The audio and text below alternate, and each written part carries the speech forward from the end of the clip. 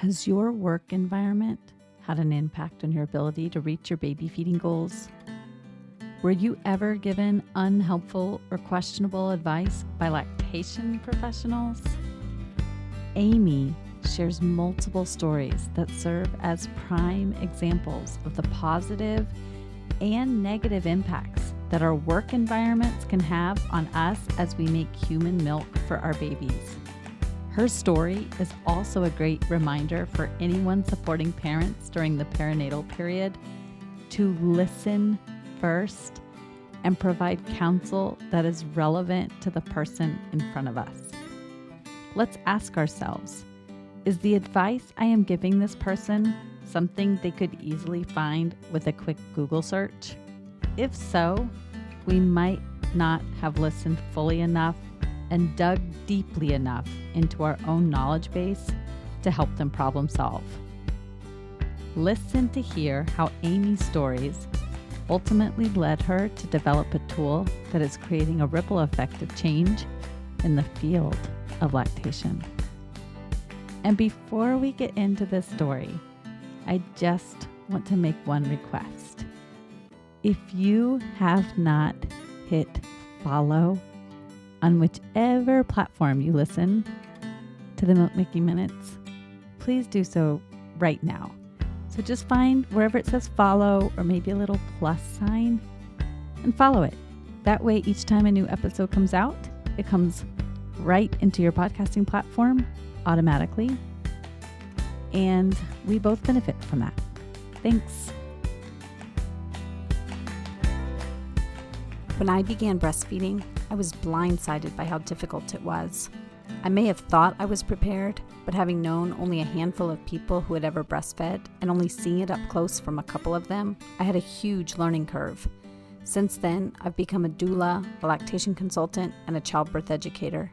I'm your host, Lo Nigrosh, and I welcome you to the Milk Making Minutes, where we explore breastfeeding experiences through the lens of systemic barriers, so that you know your breastfeeding struggles are not your fault and your triumphs really are the miracles you feel they are. So I'm Amy Fletcher. I am a registered nurse and mostly NICU and then a little bit of pediatric ER is my specialty.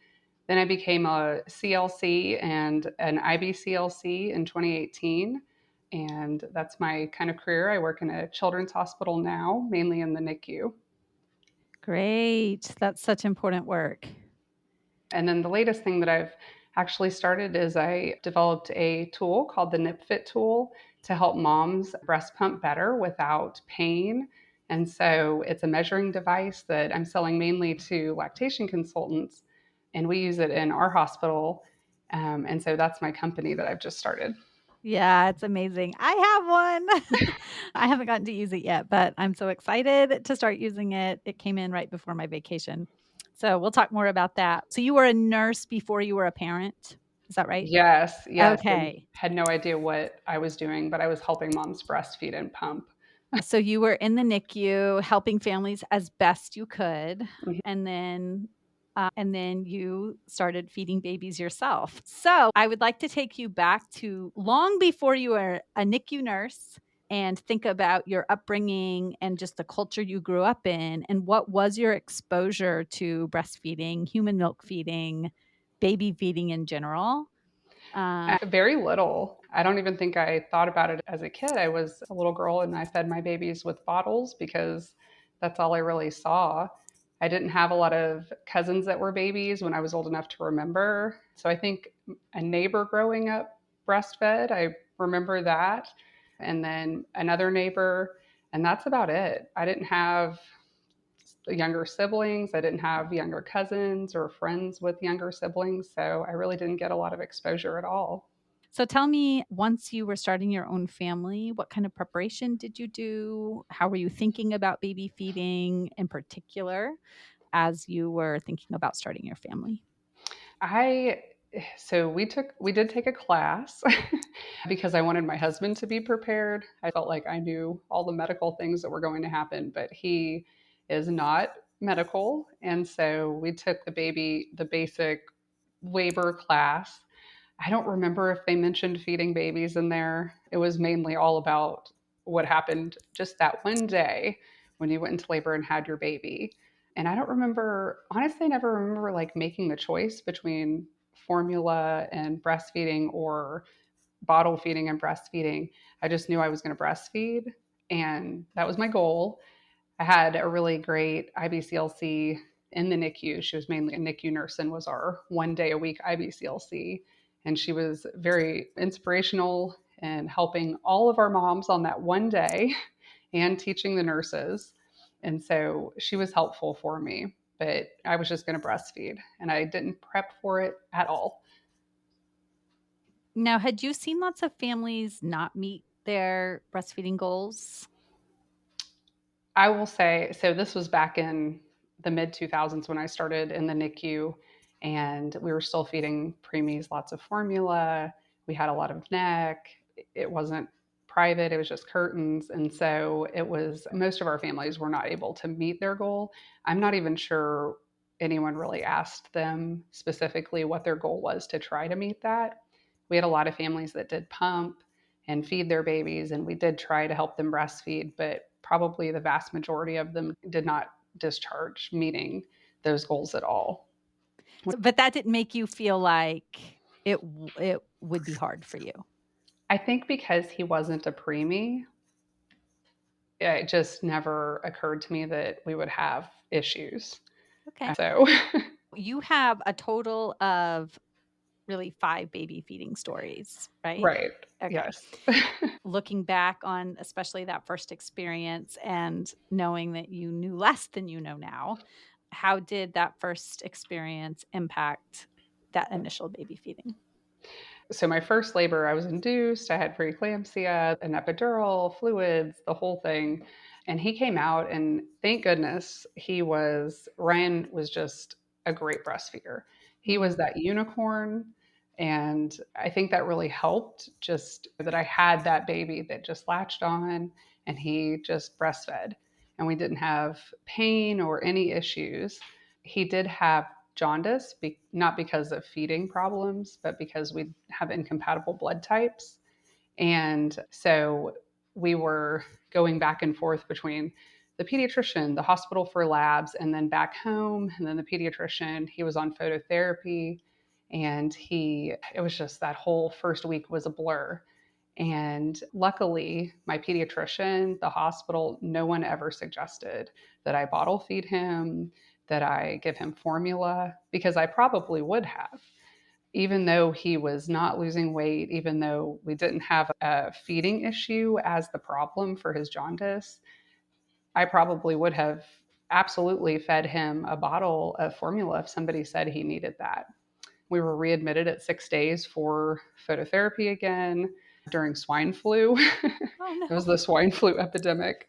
And he was in the hospital just one night. And then he continued to breastfeed. I went back to work around 11 weeks. And because I worked in the NICU at night, I breastfed him all day. My husband just brought him to me. And then I pumped at work. Everyone supported me.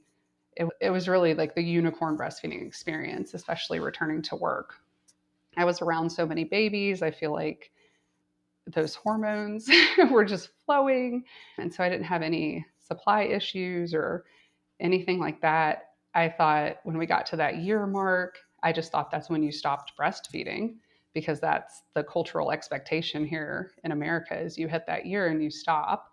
So we did, but he was just easy. So, Mm. and that unfortunately, going into the second one, that's how I thought breastfeeding was. Yeah. And it was not the second time around.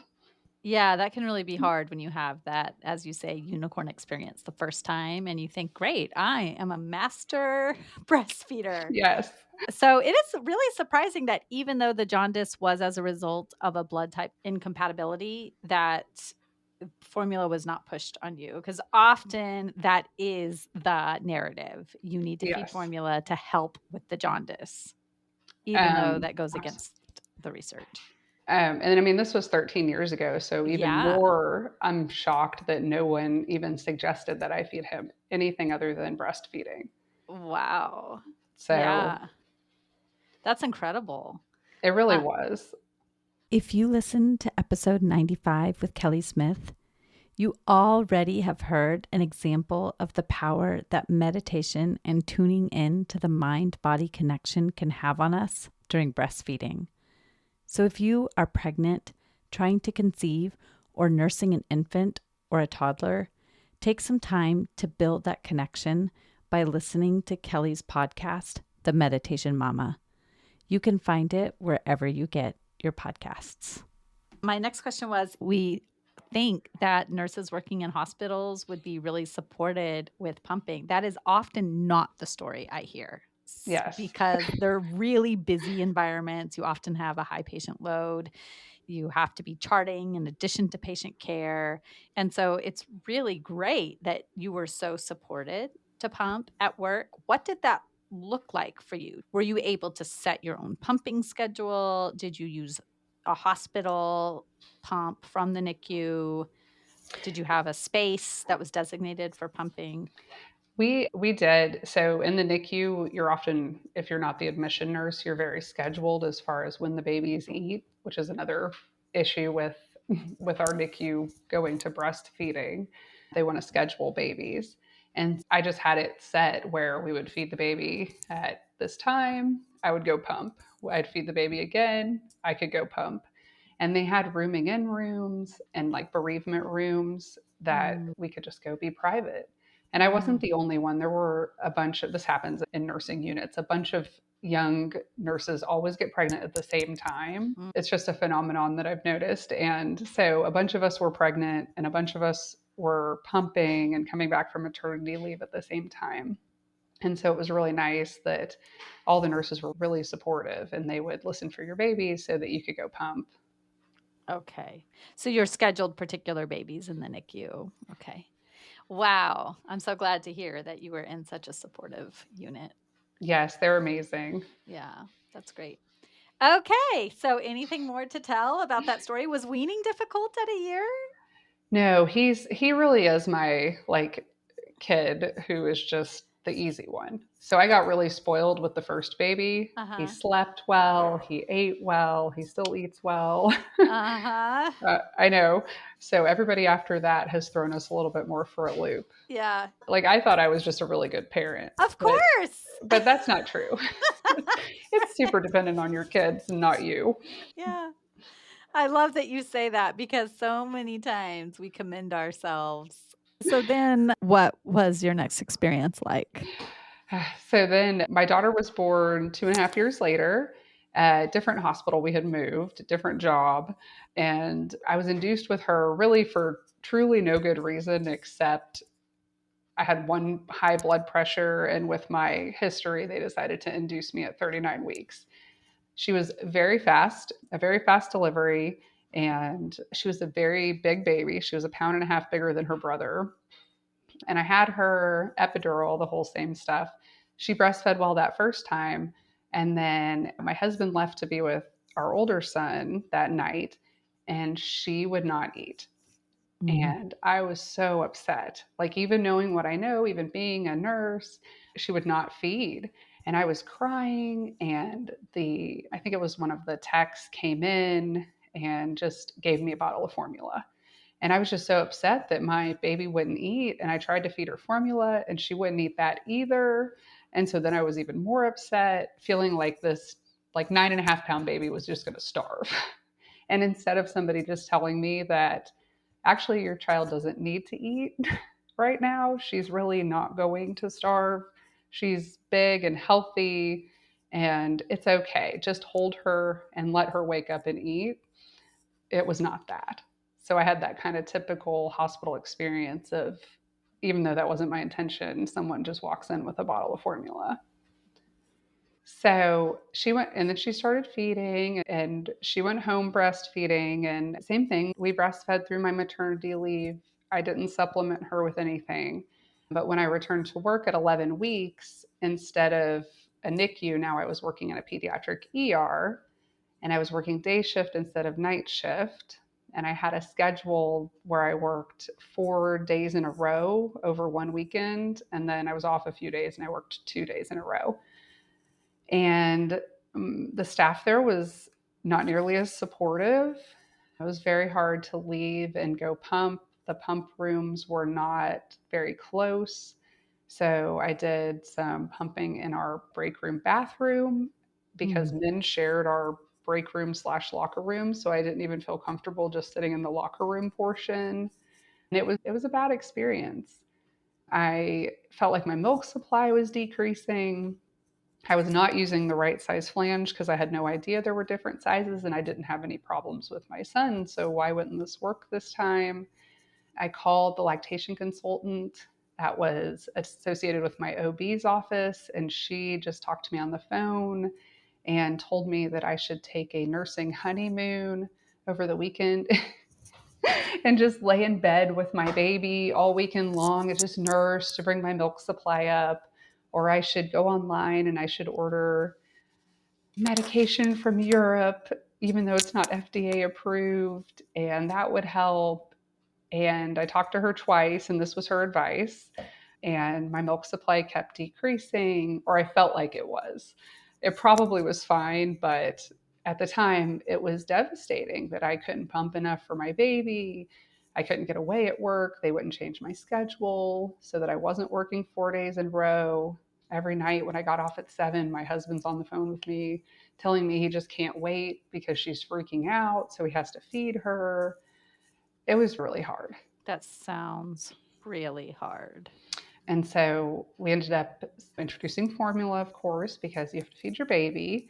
And we did a combo feeding thing for a while, and then eventually, probably around 9 months, 8 or 9 months, we switched her completely to formula, and did that until she was a year. And of course, she's perfectly healthy and beautiful, but we did not meet my goal that time. And looking back on it, of course, knowing more, you think, I had a husband that worked weekends and a toddler. How would anyone lay in bed all weekend with a baby, with a toddler and a husband that worked? And I'm sure she didn't ask me that. If you have been given advice from someone in the perinatal health field regarding your breastfeeding journey that doesn't address your specific situation or it doesn't feel right to you, you can seek a second opinion just like you would in any other situation. And if you are a lactation professional, I urge you to fully listen to those that seek your help. Get their full story before doling out standard advice. Ask what they think their biggest challenges are. Ask what solutions they have already tried. Is what you are asking them to do feasible given their situation? Check in with them. Are they able to do it? Let's approach our parents and babies with respect and creativity and work with them to find solutions they think they can try. But I really try to listen to each mom because of that. And she's probably the reason that I was already interested in lactation, but that experience is definitely the reason I pursued becoming a lactation consultant, because I didn't feel listened to. We have to give advice that works for the person sitting in front of us. And even if that was to tell me, yes, you're going to have to give some formula, but let's do a weighted feed and see what she's actually taking at the breast. Exactly. I probably would have continued to nurse her. But you feel if you can't get it in the bottle, it can't possibly be coming out with the baby. I know better now, but at the time, I just thought I was starving her. Exactly. Yeah. Yeah. And even I think sometimes when a professional, a nurse calls us, we think they know more than they know. Which is so not true. It's so not true. And so we have to really break it down for people sometimes and help them to see their situation a little bit differently than what they're seeing it, because they're in the thick of it and it's hard for them to see all the pieces that we might be thinking about and the different ways you can make tiny progress here or tiny progress there. And it doesn't always have to be an all or nothing proposition. That's so true. Yeah. Oh man. I know it was a long time ago and I know you know a lot more now than you do then, but I'm so sorry that Oh, was your thank you. experience. Yeah. I know and it is hard. It's still hard, even though she'll be 11 on Tuesday. It's just, Yeah. it These still makes stories you stick feel with like, us. And it's yeah, not about the switching to the formula, no, right? Yeah. no, not at all. Because like lactation consultants, our first rule is you feed the baby and then you figure everything else out. And I fed her. It's just, we didn't figure everything else out. Right, exactly. Yeah, and to seek out the help. It takes a lot for somebody who worked in a NICU to call somebody and say, "Hey, I need help." I breastfed my other baby for a year and everything was amazing. I've worked in a NICU for a long time. I work in a pediatric ER. I need help. And then for the answer to be order these supplements from Europe and do a nurse in, that would make a lot of people not want to become an IBCLC, but luckily you had some good experiences with other IBCLCs. I did. Yeah, so you knew that there were better people out there. Yes, absolutely. Yeah. So that was around the 8 or 9 month mark? Okay. Yeah. So that's still a lot of human milk It feeding is. throughout a stressful situation. I can't imagine. And you mentioned that when you were in the NICU, you were around all these babies who were in stressful situations, of course, but you were their primary caretaker. You were feeding them. For most of them, you were probably seeing them growing bigger and stronger every day. Their parents were probably so grateful. And that's probably a very different experience than being in a pediatric ER where there are these emergent situations coming in and day out. I'm sure that level of stress has an impact on your milk releasing hormones specifically, which are impacted by stress. To be seeing children in such stressful situations, I'm sure did not help. I've never thought about that, but you're probably right. And then that combined with the stress of feeling like I have to get right back to work and see patients and schedule it between procedures and things. Right. Yeah. Yeah, I'm sure that was challenging. Anything else about that experience that you wanted to share? No, that's pretty much Haley. Okay, and now she's a thriving Almost 11-year 11-year-old, old. almost Yes. 11-year-old. Yeah, Yes. yeah. Okay, So after her, we thought we were done having children. okay. And so I pursued being a surrogate because pregnancy was, I'm one of those annoying pregnant people that don't mind being pregnant. Mhm. And my husband and I just felt it was so easy for us to have our children that we wanted to be able to gift someone else that. And so we pursued surrogacy and found some lovely intended parents and went through the whole IVF process with them. And it was completely their embryos. But the first IVF attempt, I got pregnant with surrogate twins, and they were born in 2015. So they're 7 Wow. now. And their parents were not interested in human milk or me pumping for them, but I still wanted to pump afterwards for all the health benefits for me and to be able to gift human milk to another baby if possible. And I pumped for about 6 weeks. Exclusive pumping is extremely difficult. I'm amazed at all of my NICU families and all the parents who choose to exclusively pump for their babies because that is way more than a full time job. It's very hard. But I was able to gift a really large amount of milk to another family who had a baby via a different surrogate right Oh, around that time. wow. Yeah. And she's an amazing mom she has 5 now, and she's exclusively human milk, fed them all on donor milk. And she's in our area, so I've donated to her for 2 of her babies Wow. after having my own, my surrogate twins, and then another one of my keeper babies. How long did you have off after the I delivery? I took about 6 weeks. So I had a C-section with them, which is my first C-section, Oh. and it had complications. It was I hemorrhaged and Oh, had some no. things happen after the delivery. So I'm actually surprised I had so much milk because I lost a lot of blood. And then I also was in high risk OB overnight and did not start pumping in the recommended amount of time and all those things. So I just wanted to be able to do that for a few weeks at least, and made a decent amount of milk, shockingly.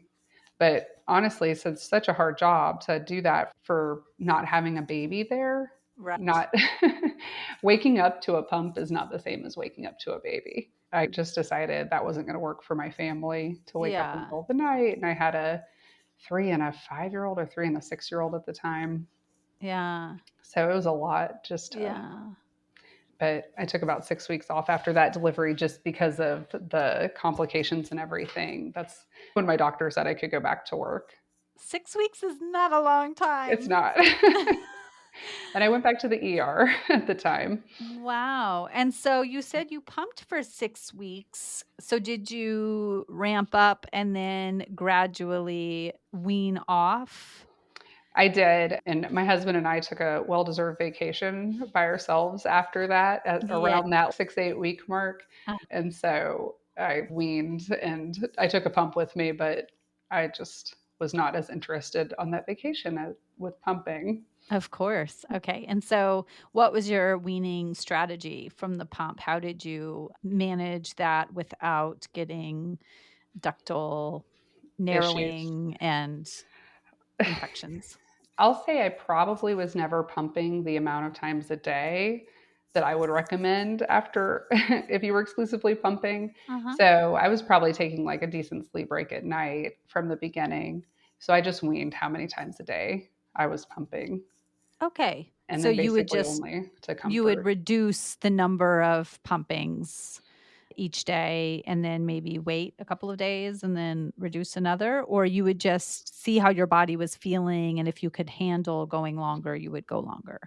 I had a schedule leading up to that vacation. So I was probably pumping a total of 6 times a day, 6 or 7 times a Okay. day by that Uh-huh. second to fourth week mark. Okay. And then I reduced every few days leading up to the vacation.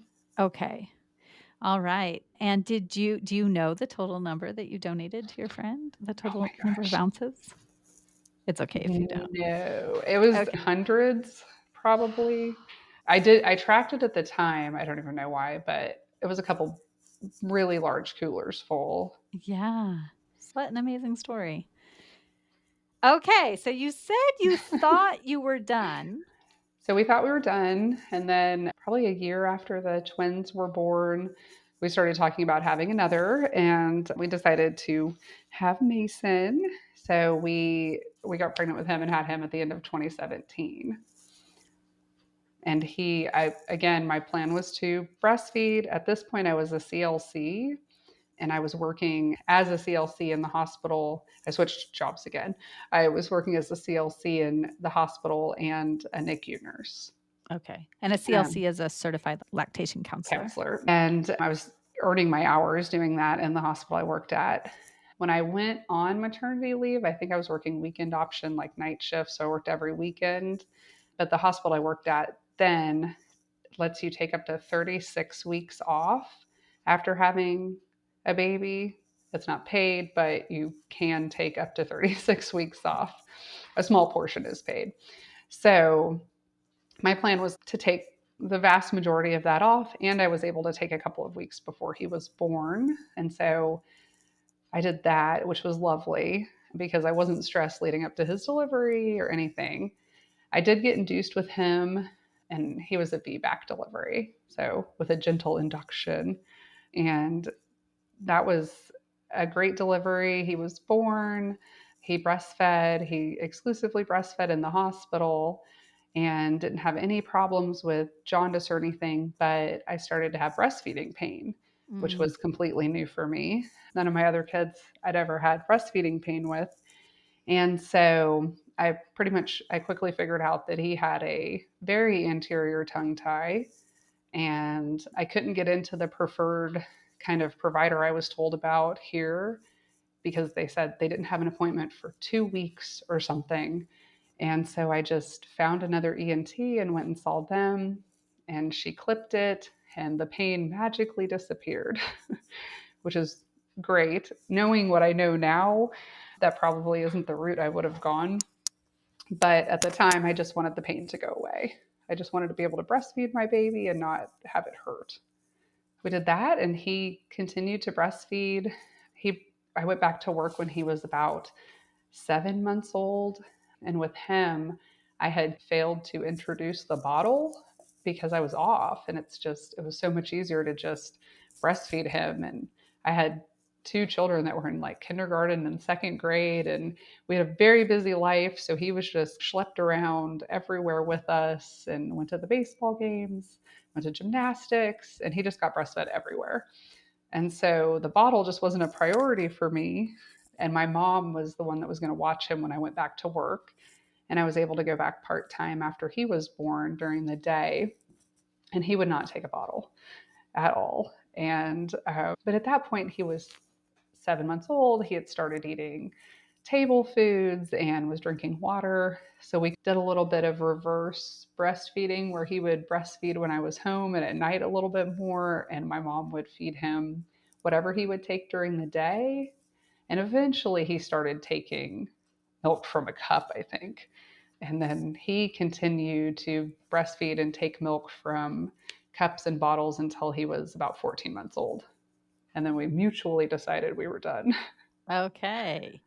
Now, this is a great story, and I know it can't always work that way because daycare providers are not always as flexible in their attitudes about how they problem solve for a baby who refuses the bottle. But the fact that your mom was taking care of your baby meant that you could have a little more flexibility.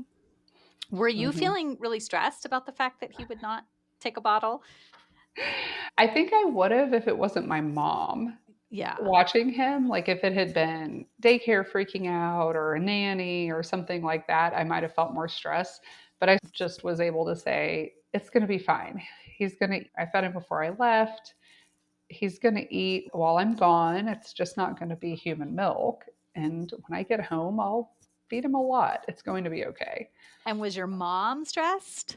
I think in the beginning she was, but it was maybe 2 weeks before he figured out that this was his new life and this was what just had to happen. Okay. So So was he fussy at all in those 2 weeks? Was he agitated that he wasn't getting milk from the source? he had Mimi here to love on him, and the Mhm. other two kids were in school. And so I think it just worked out really well for us. We were extremely blessed to be able to we have all the grandparents here. So we have that support, which is so rare. Mhm. And so he was just able to be with her. I Mhm. think if it had become an issue, I just would have had her drive him up to where I work. And it would not have been an issue for me to have breastfed him while I worked, Okay. like maybe once a day or something. So Yeah. Okay. And were you pumping at work at the time? I was working in the NICU a couple days a week, and then I worked lactation a day a week. And Okay. again, I worked in a extremely supportive NICU, much smaller NICU, and we had private rooms for all the babies. There were like 10 private rooms, and Wow. you could just they were really full. So I just got a room and I picked a room each day that I put my pump in, and I would just go in there when I needed to pump. I did figure out that I needed a smaller flange. At that point, like I'd Mm. finally had enough education and I really didn't want what happened with Haley to happen with Mason. And so I sized myself. I'm not sure if I got down to what I eventually actually should be with him, but it was better. Oh, good. And did you notice a difference in your output? Oh yeah, I didn't have any supply issues with him. There were a lot of things that were different. Your environment was more Mhm. supportive. You had more time to pump. It was less stressful, just in general, the work environment. You actually had a place you could pump, but the phalange size matters. It does so much. Yeah. And Yeah. especially for comfort. But it's just like him breastfeeding in the beginning. It was so painful. Pumping also shouldn't hurt. So this whole feeding process from your body, it happens lots of times a day and it should not be uncomfortable. Yeah. Yeah, exactly. Now, your mom, she human milk fed? Had she breastfed? Oh, that's a good question.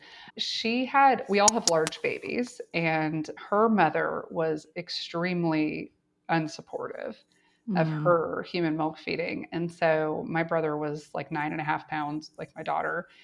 And my grandmother told my mom that she was just starving her child and she Mm. should give that baby formula because he's just going to waste away. And so she didn't receive that support. And she returned to work with my brother fairly early because, 1980, you don't get maternity leave. And so I think they gave her like 6 weeks maybe. And she's told me about one of the pumps, if you can call it that, that they had back then. I think it involved a foot pedal and it Amazing. was so it was not successful. And then when I came along, she tried to breastfeed for a little while and I think she had more success, but still not a very long time and just didn't have that support. Yeah. And she knew what it was like, but she at least knew what it was like to not be supported. Yes. Oh, my parents are so supportive. My husband's parents are also. So we're Mm. very lucky. They, I think, are had to just get used to me feeding because I don't think Mhm. they had a lot of exposure to breastfeeding growing Mm. up or anything. Don't want to say I'm forcing it on them, but I'm trying to make breastfeeding the norm. You're normalizing it. And Like, you're in the South, right? I'm in the South. I'm in Mhm. Atlanta. Okay. Yeah, so uh, you had mentioned, I think it was with your third, yes, it was with this third baby that you were uh, talking about, that you breastfed him for so long from your body, that you were going to gymnastics and going to soccer games and you were just breastfeeding him everywhere. Did you ever get any public criticism for breastfeeding?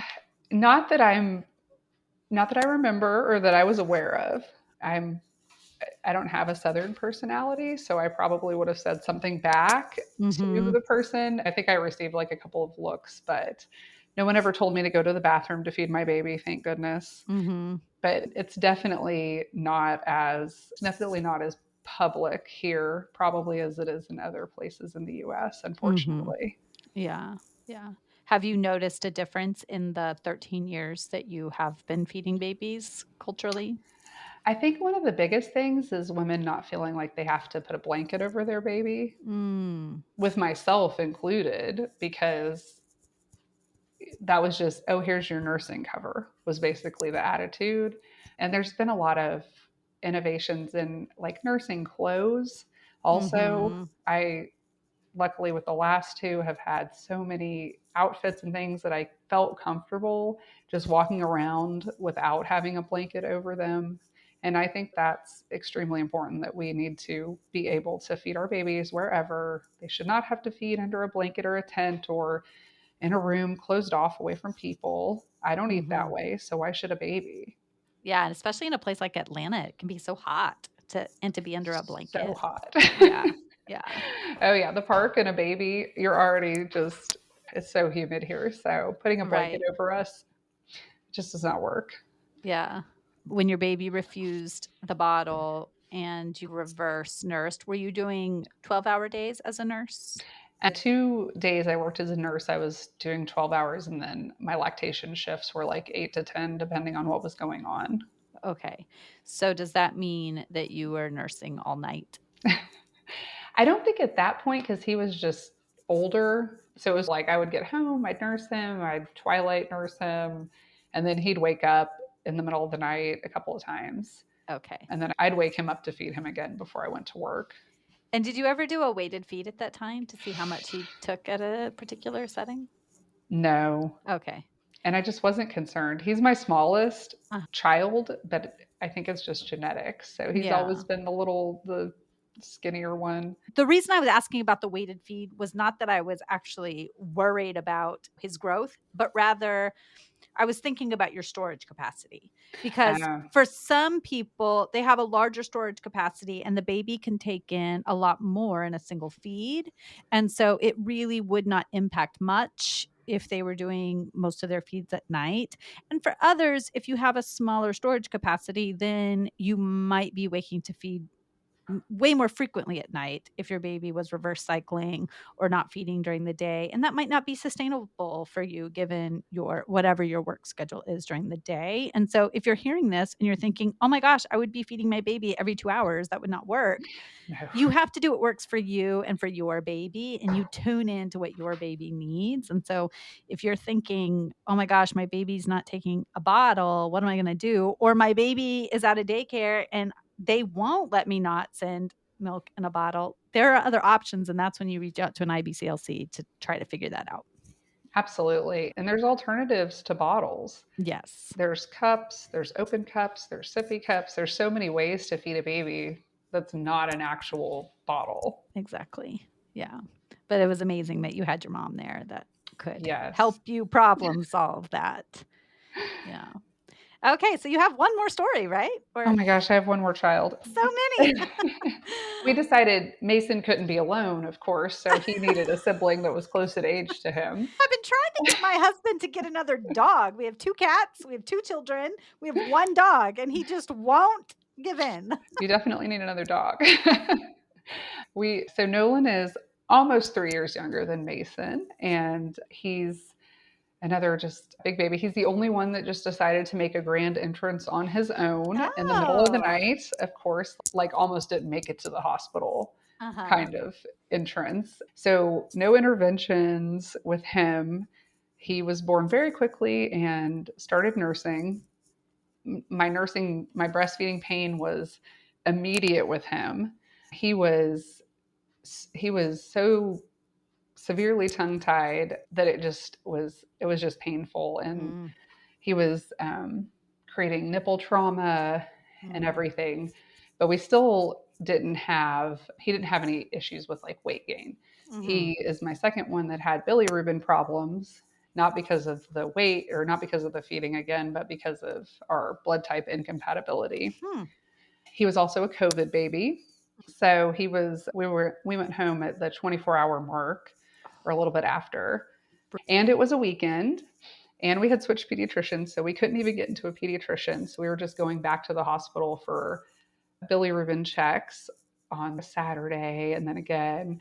And he was readmitted into their NICU on that Sunday after he was born for phototherapy. And I was actually doing weighted feeds because I had gotten a new scale as an IBCLC. I'd just gotten a new scale, so I wanted to play with it. And he was taking large quantities of food. By the time we got back to the hospital, he was back to birth weight at 3.5 days old or 4 days old. Wow. And so I was not concerned at all about his intake. They did ask me if I wanted to pump just to make sure he was getting enough. I declined their offer. I Mhm. didn't feel the need for him to pump. Luckily they had like a rooming in room that we could stay in, and they were super accommodating. They put the warmer in there and the lights. But like most babies, that was the last thing he wanted to do was lay in a warmer. So we ended up with the phototherapy lights just over me and pretty much just breastfeeding all night long. And his bilirubin came down and we were able to go home the next day. To back up just a little bit, while I was still in the hospital after he was born, the lactation consultant did come in to visit us. And I told her he was having pain and I thought he was tongue tied like his brother. And she told me that I just needed to try a little bit harder to breastfeed him without pain. So I felt a little dismissed by her. But my nurse had a nursing student. And so I was able to show them what a tongue tie looked like. And I did a little mini class on tongue ties for my nurse and her nursing student while we were postpartum. Have you been told something dismissive by someone you hoped would give you solid breastfeeding, chest feeding, or pumping advice? Do you need someone who will listen and believe what you say about your own body and your baby? I would love to be the IBCLC who helps you to make meaning of your experiences so far and to help you take the next right steps in your feeding journey, whether that's virtually or in person. Go to my website, www.quabbinbirthservices.com, to learn more. But after we got out for the phototherapy, we went to the pediatrician the next day. He sent us to an ENT like the same day, like a couple hours later. Mm-hmm. He clipped just the anterior portion of his tongue tie, and then he dismissed my concern that actually he has a posterior portion also. So we continued a little bit. Breastfeeding was still very painful, but I was doing weighted feeds. I knew he was getting enough food. And we were able to get into a pediatric dentist that works with an OT and an IBCLC here. And he finished the revisions, and he had his posterior tongue tie and his lip tie, and he did his buckles too. Mm-hmm. So that actually helped with the nursing pain. We had to do a few sessions with OT to get him back developmentally where he needed to be. And then we actually ended up with a chiropractor for 14 weeks because he only turned his head one direction and he was developing a flat spot. And crazy enough, he also just had so much trouble pooping. So even though he was just eating a ton, he just rarely pooped. And after our treatment plan with the chiropractor, he met all his milestones. He pooped regularly, which is doesn't seem connected at all, but he turned his head, he slept with his head on the other side, and we avoided the helmet. So he was a challenging baby. So he's the last one definitely, and so we haven't been in a hurry to wean Uh-huh. him. But the first 3 or 4 months of his life was just a lot of appointments and trying to fix everything. Yeah. And how soon did the pain resolve after that pediatric dentist appointment? So the first revision that he had when they clipped the interior really helped, like that sharp initial pain. But just like with Mason, who had a more stretchy, like had just had more function with his tongue, it was the kind of continued nursings. It was just sore all the time. And so after that initial clip, I was having that soreness. And once he finished revising everything, like that just went away almost immediately. Okay. So it wasn't, the pain wasn't continuing until you finished the chiropractic work. That was just to help him resolve the tightness. Mm-hmm. And sometimes that tightness continues because those ties develop early on in utero. And so the baby is accustomed to moving their body in a particular way to accommodate the ties. And did your chiropractor ever turn him upside down or Oh, deal with him no. roughly? No, there's no No. like body cracking or anything like that when they're dealing with the baby. No, and our OT is the one that basically said, "Okay, he's doing all the things I want him to do, but this is clearly not he's not resolved." And he was Mhm. so hypertonic, so like you would lay him on his back and he would just try to do sit-ups, or you'd hold him Mm. up just upright like how you hold a baby, and his Mhm. arms would go straight down and he would just Yeah. hold them stiffly. Mhm. And again, the pediatrician just told me he had great tone. And I think again, if this was my first baby, I might have believed him, but this is my fourth baby, and I know what a baby is supposed to do, and that is not it. Right. So we're lucky enough that we don't rely on referrals through our insurance, so we can see whomever we want. And so we pursued that all on our own. It's cover. They covered the car. It was some of it was out of pocket, so they Mhm. covered like a portion of it. I wish it Okay. had been more, but Yeah. the chiropractor we see specializes in babies and peds, and everything Mhm. is so gentle. And they just, I know it's considered a little out there in the medical community, but they're the ones that actually helped. Yeah, and it's great that you mentioned that it helped him poop too, Yeah. because So many families are worried about their babies pooping, and sometimes you do have to think outside the box. And I'm so glad that you're a nurse saying this, because probably 14 years ago, if as a NICU nurse, a family said, I need to go to a chiropractor because somebody told me this, you might have been a little bit doubtful. It was, yeah, we had to go outside of the normal medical community. So I think they're just being in the medical community. They're set up to treat the problem and not necessarily set up to see the whole picture Mm-hmm. and take that more holistic view of what all do we need to do to solve this issue. So all of these vast experiences and your journey from being a NICU nurse to a CLC to an IBCLC, and seeing the problems, particularly that people had with pumping, and your own experience of being in the ER and feeling a perceived, at least, milk supply issue. We can't go back in time and know if it really was, but Mhm. I think we need to believe parents when they say, I'm struggling with my milk supply, until we know otherwise. And Absolutely. then having a second time where you were able to pump no problem. Actually, you had 2 other times where you pumped no problem, or 3. 3. Many times where you pumped no problem. But then particularly that other time where you had properly fitted yourself. Tell me about that fitting experience, because this was before you invented your NipFit tool, correct? Yes. So what was that process of fitting yourself?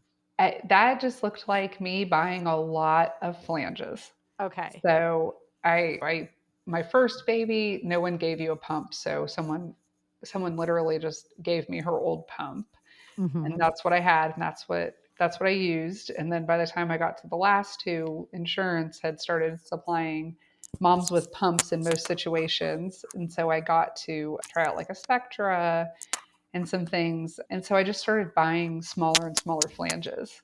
So I started like with the 21, and then I went down to, I don't know, I have so many flanges at this point, it's not funny. But eventually I got down to a 17, and then I tried a 15. I was like, nope, that's too small.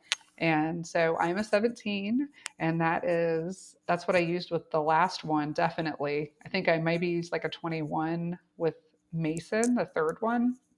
Great. So then what was the process of inventing the NipFit tool? When I was still in the NICU at my other job, I started to fit moms when I came back from having Mason. And I was using all these online tools where you can cut out the circles and things like that from the pump companies. And I was telling moms what they needed, because my coworkers were still just using the if it hurt, go up technique. And so a lot of our moms were getting the 27 or larger, and we really only carried that size. And I worked at 2 different places, and so one hospital uses Amida and one hospital used Medela, and so it was like back and forth. But I got them to carry the 21s, and so we started fitting moms. But I was advising moms what to buy when they left, Mhm. saying, you're actually not this. You really need to go down. You really need to see someone outside of the hospital when you're planning on doing more pumping. And I tried out like everything you could buy pretty much at that time, the geometry ruler and just measuring tapes and all the techniques. I never tried the coin trick, which seems to be very popular, where you just hold up coins Mm. to see which one matches. I don't think there's enough coins for that. But It also is like, yeah, I've told people to compare when I'm just talking to them on the phone. If you don't have a printer, you can't print out the ruler, like you can compare to coins, but it also seems a little bit unsanitary if you're already feeding a baby, because coins touch so many different hands and go in so many different pockets. they're so dirty. So one of the nurses that I worked with at the time watched me like cutting these circles out, and she said, "My husband, like he has a company out of our house, and he manufactures medical devices and things. Like, let me get you guys in touch, and let me take this home and show him what you're doing." And so we collaborated, and we went through a number of different trial kind of things and came out with the NipFit tool. And so we've used it in the children's hospital I work at for almost a year or longer, and it works so well. It's amazing to fit a mom. We do carry the inserts at the hospital I work at. My managers, again, are like super, super supportive of lactation. And so they are ordering things and they're paying for them for our parents, which is amazing. But we like fit a mom, we measure, we hand her what she needs, we try it out, make sure it fits. Right. Yeah. Because it does have to do with fit, but also comfort. So, like, Oh my gosh, sometimes if you yes. measure, that could be technically what you wear, but if it doesn't feel right, then you might have to go up or down a little bit. So it's about Exactly. both fit and comfort.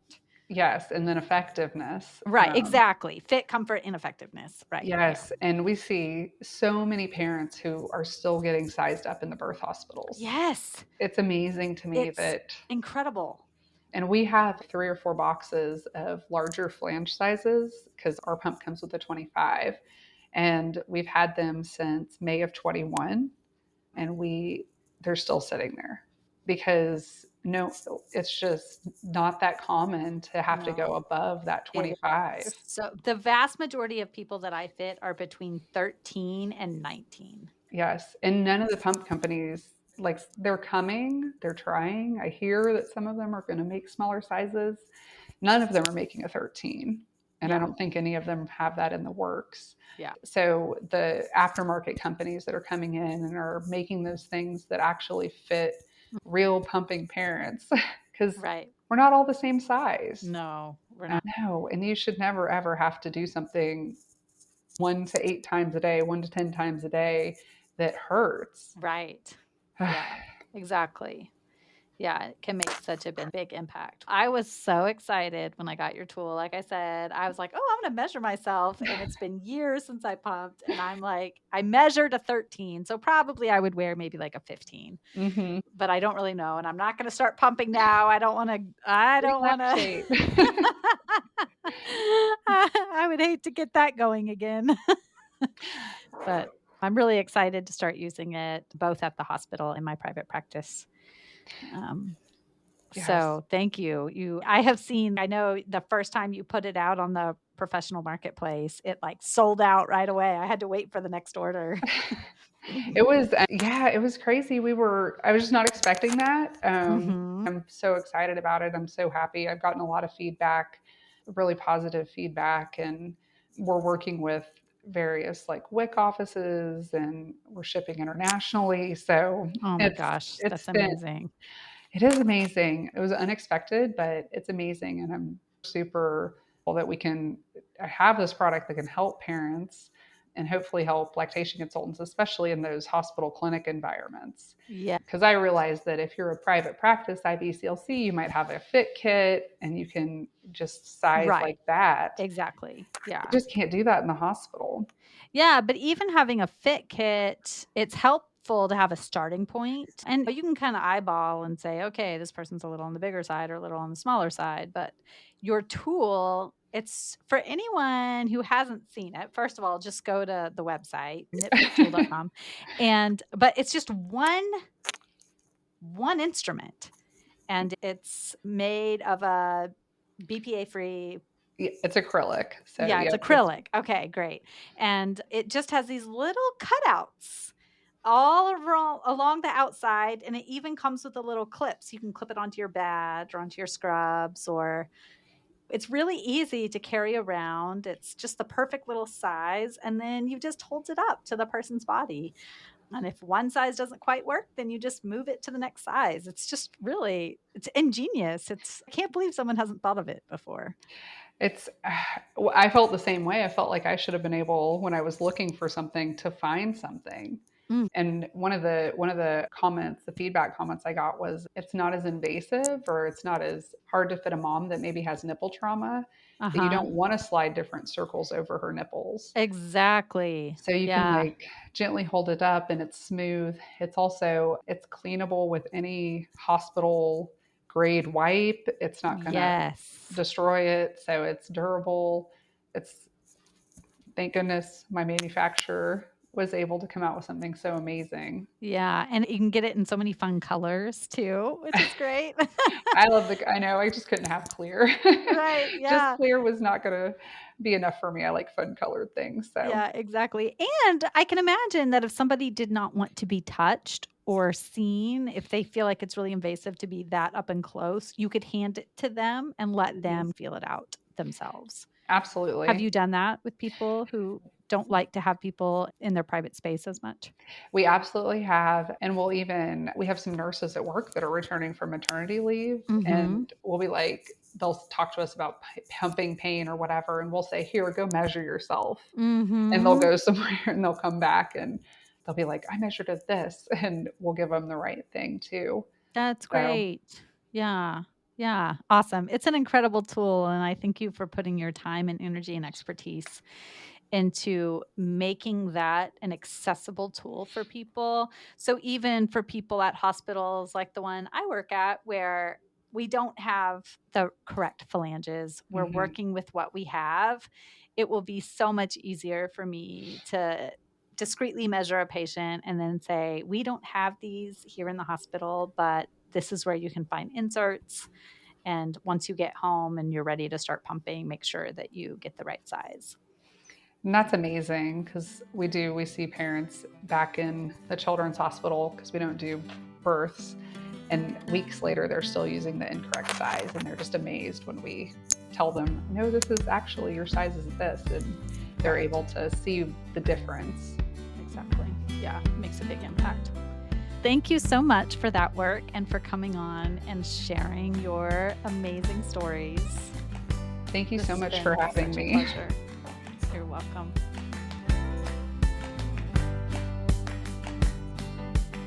What a roller coaster ride, right? From the perfect first experience to low milk supply to carrying twins for another family and supplying the milk to a different surrogate family to 2 painful breastfeeding experiences due to tethered oral ties. And what does she do? Amy focuses on a part of her work that she saw she could make a difference in and invented a tool to make NICU parents' pumping lives that much easier.